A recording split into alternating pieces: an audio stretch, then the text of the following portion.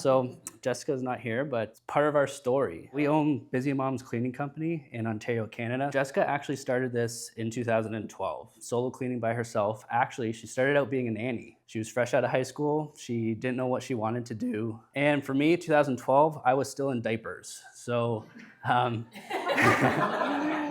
Jessica is older than me, so I never owned my own business before. I grew up on a farm, so family raised chickens, so we do it commercially, and then we also had greenhouses as well. So what I wanted to do was I wanted to farm. So I farmed for a long time, and then after I met Jessica, Jessica said, "What are you doing? Working ridiculous hours, only making $12.50 an hour," when I was 19 years old. So I was getting basically used and abused where I was. So her family has an empire in construction. So I joined the construction field framing houses. And it's not really something that I wanted to do. I hate heights. But there I was every day, up on the roof, just praying that I wasn't gonna fall off. I was playing in the dirt and Jessica was just trying to figure out what she wanted to do. When we met in 2017, she was trying to figure out different things that she wanted to do. So she tried different avenues and she wanted to do something that made a difference in people's lives. She wanted to impact communities. So she wanted to become a paramedic. She thought that that would be a great avenue to help people. And in order for her to start or whatever, she had to go to the actual station to do kind of like a onboarding or something like that. And she was late by 1 minute and they denied her access to join the group. And she lost it on this lady. And as we were reminiscing on this stuff, it's like, clearly it's because that was not the avenue that God chose for you. So eventually got engaged, and the social norm for our culture was you buy a house when you get married. Everyone got married very, very young and everyone owned their own houses. So we had to follow the same suit. Just wanted to do 20% down, no ifs, ands, or buts. There are some programs in Canada that you can put a small percentage down. Don't really know how it works, but I just know it was not the best idea to do that. It was better to put 20% down. So we started growing the cleaning company. So I would help her on nights and weekends. We started to get some more commercial clients, and in a single year, we actually saved $100,000 to put down on our first house, which was very, very exciting. We started to realize that, hey, maybe this cleaning thing isn't actually such a bad idea after all. Maybe we can actually do something here. So we knew we needed to grow it somehow. We just didn't know how to grow this thing. So one day, Jessica messaged me while I was trying not to fall off a roof, hey, I found this great podcast, you gotta listen to it. Some dude telling us how we can actually build our cleaning company. So we started getting obsessed with it. We were listening to it day and night. She was listening to it while she cleaned. I was listening to that while I was, again, trying not to fall off the roof. We started becoming obsessed with trying to grow this cleaning company. And then one day, I joined the Facebook group. I got a message from the guy who did these podcasts. He's like, "Are you interested in some more coaching or something like that?" And I was like, I can't believe this guy reached out to me. Knowing now what I know, it definitely wasn't him. I was like, holy crap, this is fate. I was actually cleaning with Jessica on a weekend at one of our commercial clients that day. We were over the moon about it and we said yes. So we set up a meeting with this guy. It turned out it wasn't him, it was someone that worked for him. They pitched the deal or whatever. And then there was the price. They told us it was $13,000 to enter this program. We agreed to it. I was probably whiter than those chairs out there, and I felt like we just gave away our firstborn child. I was an emotional mess at that point, but we were committed. So we needed a shitload of help, to say the least. We had no processes. We didn't know how to market. We didn't know how to do anything. The first step that we actually did with this guy was create a hiring funnel, and we actually hired our first employee, and we thought we were king shit.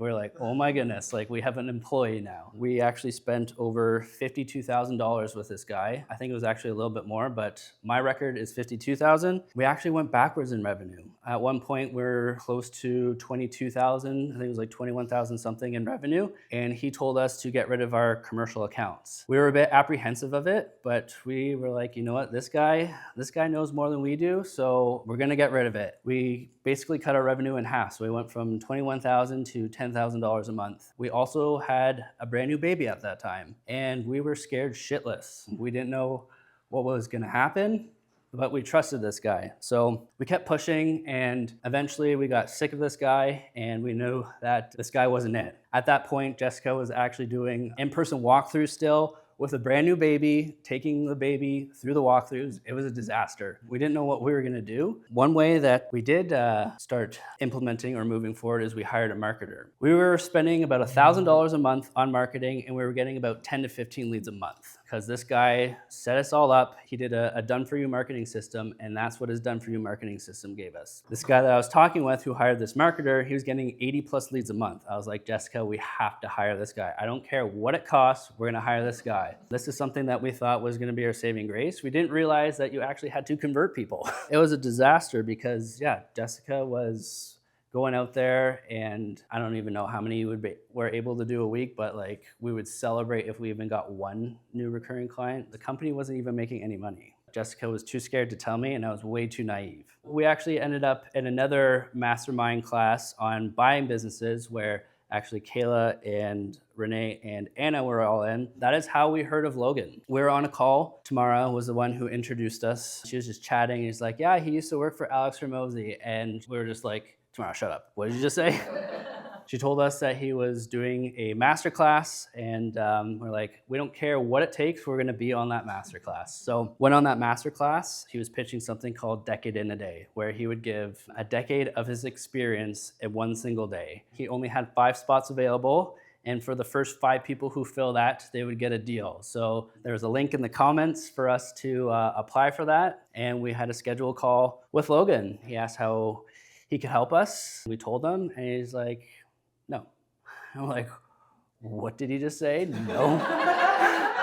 It's like, no. He didn't know if he could actually really help us. He was actually very genuine. And he also wanted us to go through the entire course before we actually made a commitment to see if he could actually help us out or not. I honestly don't really know the reason why we were like, yes, let's go with Logan. I think maybe one thing was he worked for Alex Hormozy, but I think deep down the second thing was that money is not his objective. Like, actually helping people out was his objective. So it made it a lot more of a comfortable yes. So at this point, I've already shelled out, I don't know how much money on coaching companies that didn't work. So what's another 5, 10, whatever grand it was. So we met Logan and Katie in February 2023, and our first Decade in a Day was March 2023. We were good at working. We were really, really good at working. We didn't know what to work for. We didn't have any clarity. We didn't know how to track data. We didn't know how to market. We were getting 10 leads a month. We didn't know how to sell, the whole works. So Logan gave us some systems to be able to implement these things. It's hard to explain. We just felt that he was a genuine human who wanted to help. And the difference was he was actively doing the thing that we wanted to do. So didn't know that at the time, that when you're looking for a mentor, they're actually doing what you want to do, where a coach probably hasn't done it before, but he's just telling you, or she's just telling you a bunch of things in theory. So a big difference there. So when we met Logan and Katie, we were doing $13,000 per month. When I made this slide, which was Tuesday, I think, we're at $92,000 a month. So yeah, pretty incredible. So what changed? That's the big question. Like, how did you do it? We put our goals in front of our wants, and we had to change ourselves. I had to put my ego aside. It's not easy. There's a lot of things I didn't expect. But one of the biggest things for me was putting my ego aside. It's probably the greatest thing I've learned from you guys, putting other people's needs before yourself. We didn't want to do the hard work. We were really good at delegating, and we learned the hard way, leaders go first. Part of our journey was we hit $60,000 a month, and the next month we dropped to $40,000 a month. That was not easy. There was a lot of sleepless nights, there was a lot of crying, there was a lot of fighting, and we realized it's because we did not lead our team. We delegated and we said, figure it out. What changed for that was I put my ego aside and I said, I will step up and I will actually be a part of the business. And I stepped into the sales role and I just said, I have to do this. There's no other option. 2 years of me stepping out of work, this has to work. I do not want to go back to work. Another thing that I didn't realize that we really needed to change was being effective communicators. I am a shitty communicator. It really showed in our business. So communicating and also being truthful, like just laying it all out for everyone to see, not pointing blame, not blaming external things that have nothing to do with your situation, because you can't change external factors, but the one thing you can change is yourself. And that is actually how you're going to grow. One thing that really stuck out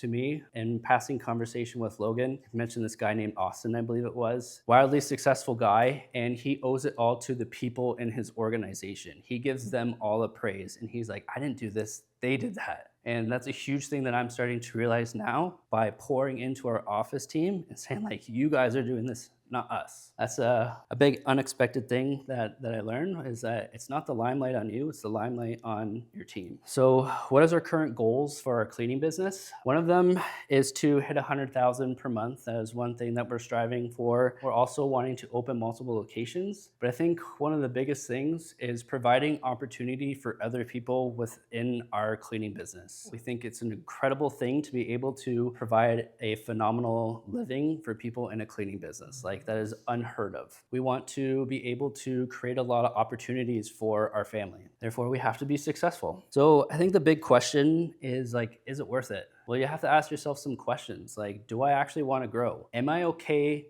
with basically eating off dirt for a while? Because you'll see in a minute here, like, there were multiple months where we were in the negative. We pulled our own personal finances into our own business. We essentially evaporated our entire life savings to put inside this business. So you have to think to yourself, like, do I actually want to do that to come on the other side? This was our profit when we first met Logan and Katie, minus $4,541. This was our profit last month. The financial gains, if you apply yourself and actually do the inputs, are unfathomable. But I have one more thing here.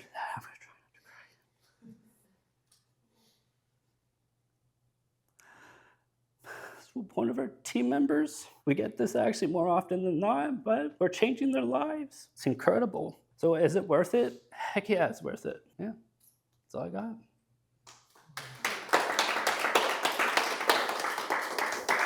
To understand, like, what you went through and everybody else in here went through, like, it takes so much. I just want to have the highest probability that, like, I can get you a return on that investment, both time and money. I'm just giving you direction. Like, I'm not doing a sale for you. I'm not hiring a cleaner. I'm doing a team meeting. I'm not the one investing my money in your business. And that makes it harder in the beginning. But now, like, you guys have the skill.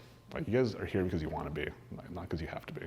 And that's a tough sale for most people, because if I was putting my money in and I put my team on it, you guys would get there faster, and you'd feel less pain. You would feel less pressure, but you would also be less valuable. It's important to recognize that, because, like, you guys, I believe you appreciate that now, but understand that your kids, this is where I'm gonna take this from business into what matters. You talk about kids being important to you. If you guys invest your money and do it for your kids, then you disempower them from learning the skills required. You don't allow them to feel pain and be in pain. You're not giving them an opportunity to actually be valuable. Just understand that, because most people in here are doing it for your kids. But when you coddle them and you don't give them opportunity to actually learn the skill, you rob them. If you can understand that, then, like, all of a sudden you see, like, when someone said, oh, you're going through pain, I was like, good. Or whoever said that? And I genuinely mean it, because I genuinely believe you can handle it. You were built to be able to handle the pressure, handle the pain. Like, there's nothing you can't handle, because if there was, then you wouldn't be here, and then it wouldn't be a problem. And so everyone here is built to handle the pressure and handle the pain, because it's just an expectation of what you believe that you can handle. And everyone here can handle it. Otherwise, you wouldn't be here. When you guys went back down, you guys got up to 60, and you started going back down. When people face hardship and they face problems and challenges, that's how you can tell who somebody really is. It's easy to be consistent and persistent when you're getting reinforced, you're making money, you're adding revenue every single week, every single month. Let me see your actions when you start going backwards, when your business is at negative $4,500, when you go from 12 cleaners to 8 cleaners, when you go from $13,000 a week down to $9,000 a week. Let me see what you do then. Every single person here will experience something to that degree. The numbers will change. That's your opportunity to show how committed you are to your business. And there's nothing that'll make you more proud than being committed to your business. And just like you guys said, it's the pride in what you have built. Like, no one will ever take that away from you. It has nothing to do with dollars and cents, just everything to do with what you do when things are not going as expected.